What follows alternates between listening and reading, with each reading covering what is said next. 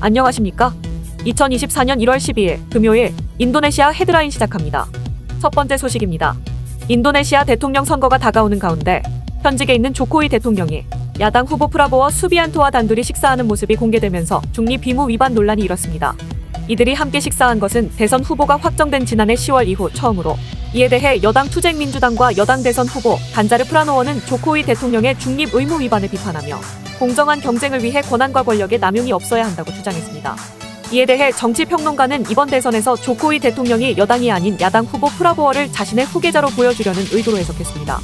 참고로 프라보워 후보는 이전 두 차례 대선에서 모두 조코위 대통령에게 패배했지만 조코위 대통령은 그를 국방부 장관으로 임명하였고, 이번 대선에서도 여당 후보가 아닌 프라보워를 지지하는 이례적인 상황이 펼쳐지고 있습니다. 이러한 상황은 조코위 대통령과 야당인 투쟁민주당의 당수인 메가와티 수카르노 푸트리의 관계 파열을 반영하는 것으로 보입니다. 심지어 조코위 대통령의 장남 기브라는 프라보워 후보의 부통령 후보로 나섰으며 이를 위해 대선 연령 제한을 변경한 헌재 결정도 논란이 된 바 있습니다. 다음 소식입니다. 지난 7일 인도네시아 대통령 선거 후보들이 2차 토론회를 통해 안보, 지정학, 외교 등에 대한 입장을 밝혔습니다. 이번 토론회에는 프라보워 수비안토 국방장관, 간자르 프라노워 전 중부자바 주지사, 아니스 바스웨단 전 자카르타 주지사 등이 참석했습니다.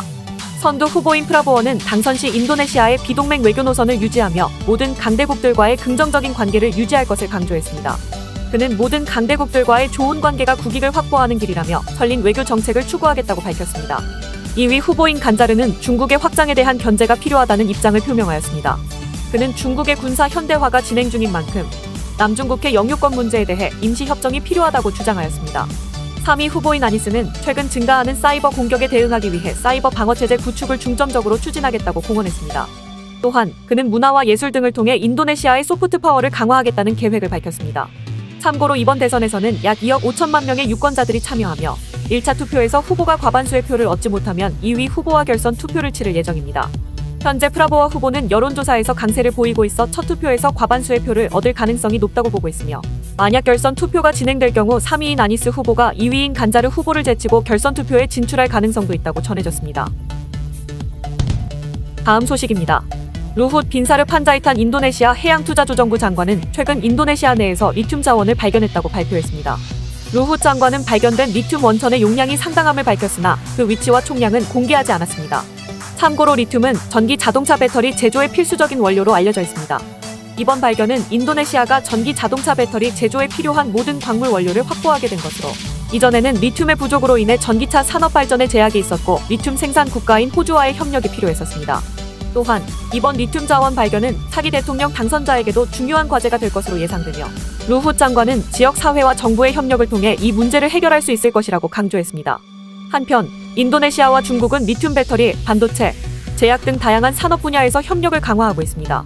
아구스 구미왕 산업부 장관은 중국이 인도네시아의 최대 무역 파트너이자 두 번째로 큰 투자국이며 이를 통해 양국 간의 관계가 더욱 강화되고 있다고 말했습니다.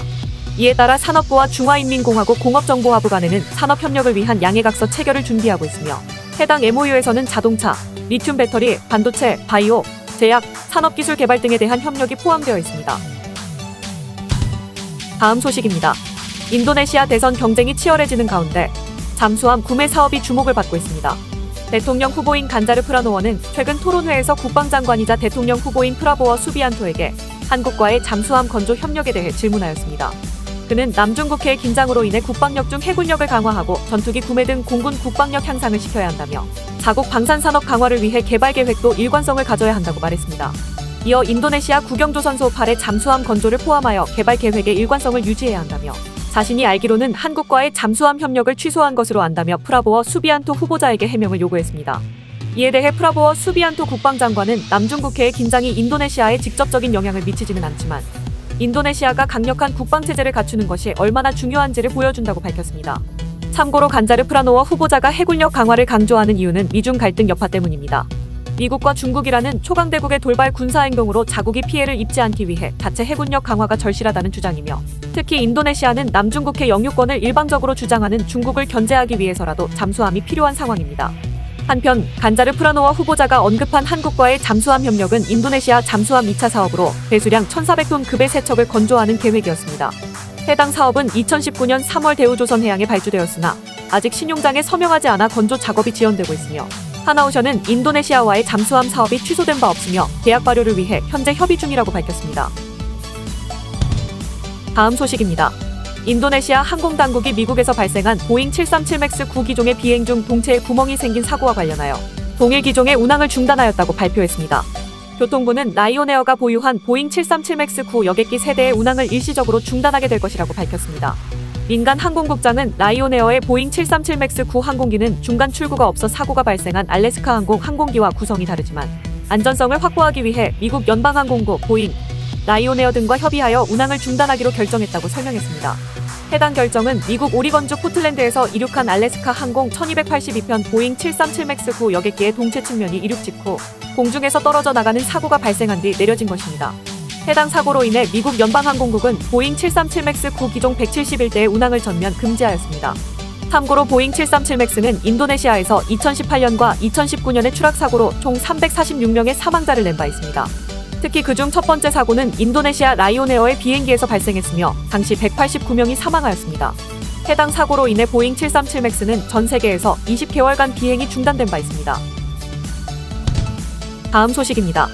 한국의 IT 기업 솔트웨어와 인도네시아의 부동산 기업 인틸랜드가 인도네시아에서 스마트팜 사업 확장을 위한 양해각서를 체결했습니다. 이번 협약은 생산성 향상, 스마트팜 일자리 창출, 농업 생산성 제고를 위한 기술 고도화 등을 목표로 합니다. 참고로 솔트웨어는 한국의 스마트팜 기술을 선도하는 기업으로 인공지능과 사물인터넷 등의 최첨단 기술을 활용한 스마트팜 시스템을 구축하고 있으며 혹독한 기후 조건에서도 연중 대량 작물 생산이 가능한 식물재배 설계 기술을 확보하였습니다. 반면 인틸랜드는 인도네시아 내 다양한 토지와 부동산 자산을 보유하고 있어 스마트팜 사업의 최적의 입지를 확보할 수 있습니다. 이번 협력으로 인해 두 기업은 인도네시아에서 딸기 등 고부가가치 작물을 주요 대상으로 하는 스마트팜 사업을 공동으로 추진하게 됩니다. 한편 스마트팜 기술은 센서를 통해 온도, 습도, 광량, 물, 비료 등을 실시간으로 측정하고 이를 기반으로 농작물의 생육 환경을 최적화하여 생산성을 높이는 기술입니다. 특히 인도네시아 정부는 식량 안보 강화를 위해 스마트팜 기술 도입을 적극 추진하고 있습니다. 이번 협력을 통해 인도네시아의 농업 생산성 향상과 환경 보호에 기여하며 노동력 절감과 젊은 세대의 농업 참여를 촉진할 것으로 기대하고 있습니다. 그러나 이번 협력이 초기 단계에 있기 때문에 투자 가치나 향후 성과에 대한 기여도는 아직 결정되지 않았습니다. 한편 솔트웨어는 앞으로 농업 경영 토털 서비스를 출시할 계획을 밝혔습니다. 해당 서비스는 농업에 필요한 재료 구매, 파종, 육묘, 생산, 판매, 유통 등을 한데 묶는 서비스로 병충해 방지 원격 재배 지원 서비스와 빅데이터 분석을 통한 최대 수확량을 올리기 위한 최적 생육 환경 제어 서비스 등도 선보일 예정입니다. 다음 소식입니다. 가요계의 가장 오래된 시상식 골든디스크 어워즈가 성공적으로 자카르타에서 개최되었습니다. 이번 시상식의 주인공은 그룹 세븐틴과 걸그룹 뉴진스였습니다. 세븐틴은 데뷔 후 처음으로 골든디스크 대상 트로피를 품에 안았고 이는 지난해 발매한 미니 10집 앨범이 600만 장 넘게 팔리면서 이루어진 성과입니다. 또한 뉴진스는 히트곡 디토를 통해 국내외 음원 차트를 석권하며 디지털 음원 부문 대상을 차지했습니다. 참고로 2018년부터 작년까지 방탄소년단이 받았던 음반 부문 대상이 6년 만에 바뀐 것입니다. 또한 신인상은 데뷔하자마자 빌보드 차트에 진입한 피프티피프티와 방송사 서바이벌 프로그램에서 결성된 그룹 제로베이스원이 나란히 수상했습니다. 인기상 수상자로는 이명웅과 블랙핑크 멤버 지수가 선정되었습니다.